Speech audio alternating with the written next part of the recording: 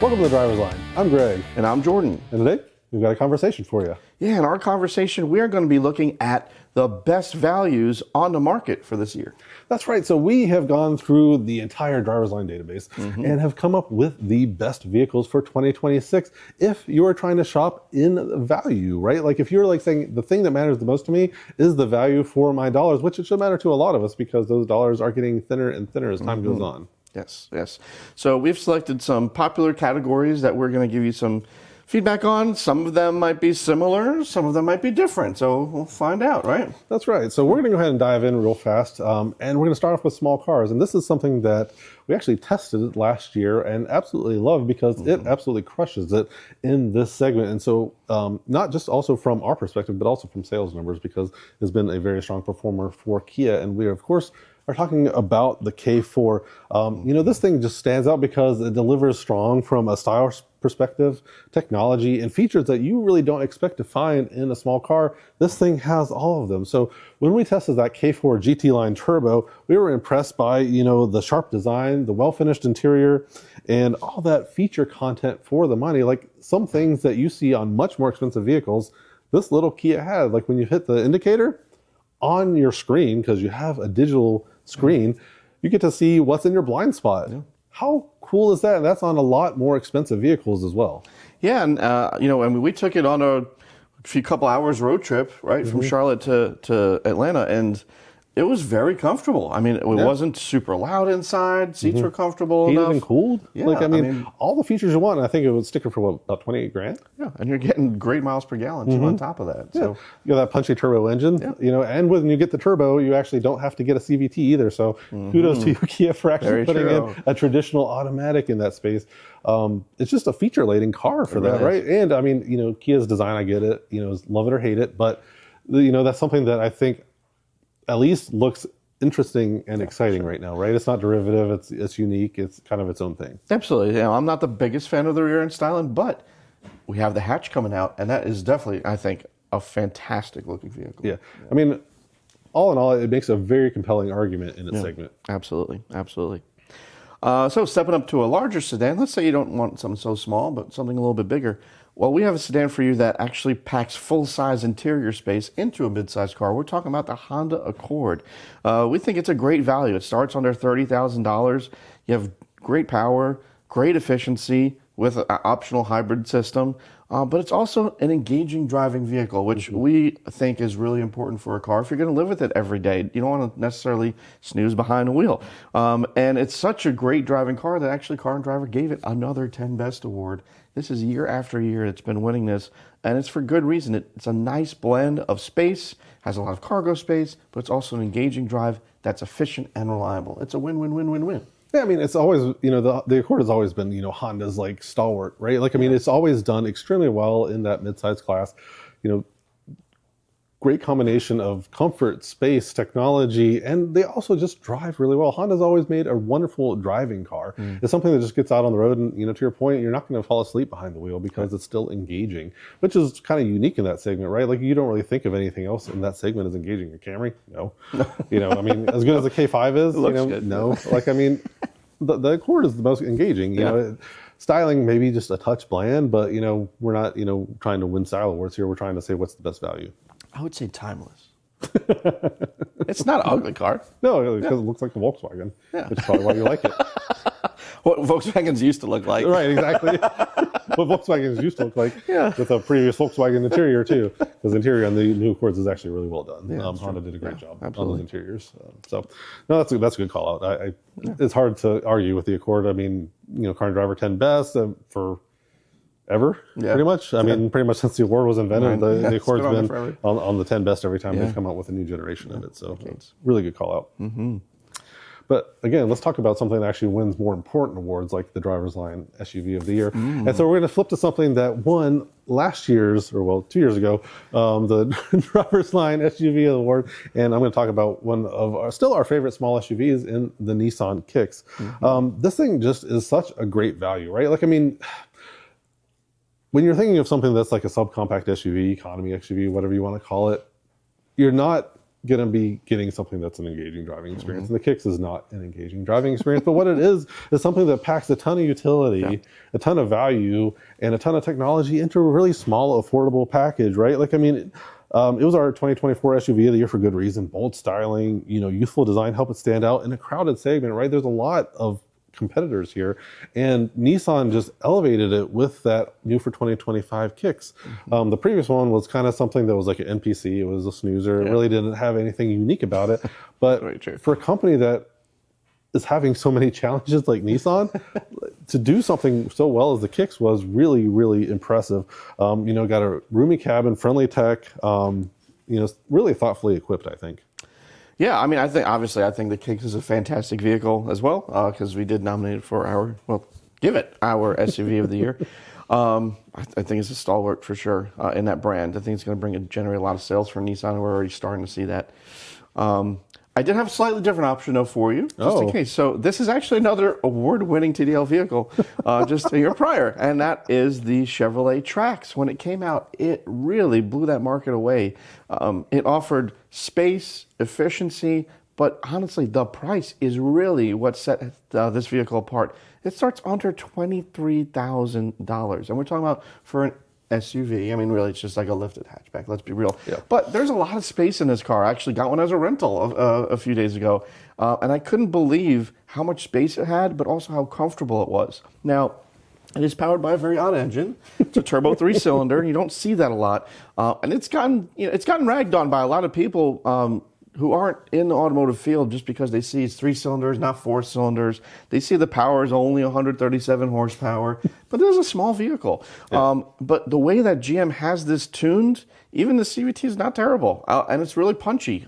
So when you're driving around town, you're not waiting on it to react. GM did a great job with the tuning of that engine and transmission, as well as the handling of it. I mean, who would have thought that a sporty SUV could be had under 23. I mean, I say sporty. No. Sporty. In a sense, right? Engaging, I will say, was probably more appropriate. But from an American vehicle manufacturer like GM, I mean, I think it's still selling well. And it's actually, also, I hate to keep bringing this up, but it also won in the 10 best car and driver 2 year in a row. So it's award winning from car and driver, but also from TDL. Exactly, more importantly, yes. No, I mean these are both great city cars, right? Like these are something that if you live in an urban environment, space is at a premium. You want to maximize your utility efficiency, all of those things, for something that also can deal with like hopping a curb, going through a pothole, things of that nature. You're not going to destroy your undercarriage of your vehicle. These are both good options, right? Because they just give you all this value, efficiency, space for not a lot of money. Yeah, I will add to that, because you brought it up, actually, I think it's a good point. If you are looking for all-wheel drive, the Trax is not going to be your choice, right? That's front-wheel drive only, but I think the Kicks also offers all-wheel drive, which is a big win for that market. So. Cool. Well, let's move on to larger SUVs, something mid-size, perhaps. I think the new Palisade is fantastic. I was going to come out and say it. This thing is, styling might be a little bit derivative of, Land Rover, Range Rover, whatever, but it's a Hyundai. I mean, like, you're getting something that looks like that in a Hyundai. Just completely blown away by how nice this vehicle is for the money. And like, you can get a calligraphy, which is the top trim, in all-wheel drive for just over 50 grand. A lot of money, don't get me wrong, but SUVs are expensive. They are. 3-row SUVs are expensive. Like, I mean, you're going to be paying a lot more for all these features if you want to get something from Toyota or Honda. But Hyundai gives you something that feels almost like luxury. It feels very close to a Genesis, to be honest, in that calligraphy trim, because you get something like the suede headliner, you get captain's chairs, heated and cooled in the second row, power in the second row. That's crazy. Come on, powers. I was able to recline myself in the back of the calligraphy, and I was just like, "Oh, in a Hyundai." Hello. Yeah. It didn't feel like a Hyundai. Power's not that exciting. It's a V6 at least, so it's a natural aspirated V6. I think 287, 85-ish horsepower.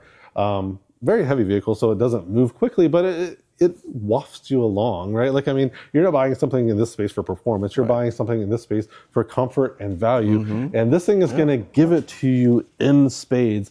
It's essentially like an entry-level luxury vehicle without the luxury price tag. Yeah, I think I agree with you. I think the Palisade is fantastic value out there if you're looking for something that's stylish, that you enjoy the style. I mean, I think the front end is kind of love or hate. Yeah, It's agreed. I will say, but I think it looks cool, and the interior is fantastic, as you said.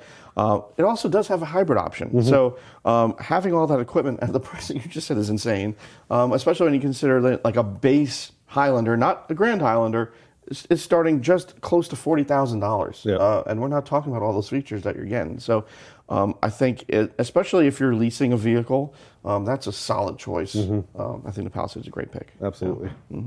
All right, so we also have EV lands. EV land, yes, because EVs are actually like a smashing value right now because even though the tax credit went away, manufacturers have kind of backed that up with some of their own incentives, some of their own discounts. Yep. So you can actually get a lot of EV for your money right now. Absolutely. And so the vehicle that we both agreed represents the best overall value is actually from Chevrolet. It's a Chevy Equinox EV. This EV starts at just about $35,000, but it offers a ton of value. It's got a ton of space inside, tons of standard safety equipment, and over 300 miles of range available. I mean, that is a fantastic number for something that starts at about $35,000. And that's what we've always said is the magic number for a functional EV is 300 miles. I mean, you have a lot of people complaining about range and this things and that things and saying, I can't go anywhere if I don't have, X number of miles, right? Like, I mean, yes, the vast majority of driving all of us do is around town. It's kind of where we live. And the beauty of an EV is the fact that you can charge up at home. So you're always leaving with a full tank. Right. But 300 miles still gives you the freedom to feel like you can do an easy day trip somewhere and not have to worry about finding a place to charge. And the Equinox knocks us out at a really impressive price point in a really impressive platform. Absolutely. I mean, this is a platform that's shared with very expensive vehicles that GM has. So it's providing you a really sophisticated vehicle for a great price. Yeah, it is. And, one of the things that we absolutely love is the new Cadillac Optic, which is an Equinox. Basically. It's an Equinox. It does have some changes, but ultimately, yeah, if you're not looking for all the fanciness, the Equinox is a great pick. It does. And, all these modern EVs and, frankly, all these modern cars have a lot of the features that we have come to love from luxury vehicles, right? Heated and cooled seats, dual zone climate control, screens everywhere. Every bit of that is in the Equinox. Yeah. And you can get it for much less. Yeah, GM did a great job with their EVs, but this one really stands out in their lineup for sure. Absolutely, it does. And so we're left with one last pick, because TDL would not be TDL without performance cars. And there is one vehicle that we test drove in the performance realm that absolutely blew us away. And we think it's a fantastic value because it starts about the same price as the Equinox EV. But it's got a 275 horsepower turbocharged 2-liter engine, 0 to 60 in the mid-5s, and it comes with a manual transmission. Or a dual clutch. And we're talking about, of course, the Hyundai Elantra N. Yeah, this thing just blew us away. I think when we talked about it, we were like, why doesn't everybody have one of these? Because it is that good. Yeah. I mean, this is such a competent chassis performer. I mean, it just ticks so many boxes for gearheads like us. Yeah, and when you also consider it can also tick a lot of boxes for a family. It's spacious, it's safe, has a ton of standard equipment, a big trunk. I mean, it's a win-win across the board. Yeah, and with Hyundai's recent redesign, I think they actually improved the styling a fair bit. Like the initial one, didn't look so good, but with 2025, that kind of smoothed out some of those lines and made it look like a nice, much nicer package. Yeah, so when we talked about this vehicle in our Would You Rather, a vehicle that came up was the Honda Civic Type R because it has such a fantastic performance reputation. It's also front-wheel drive. It also has a manual transmission.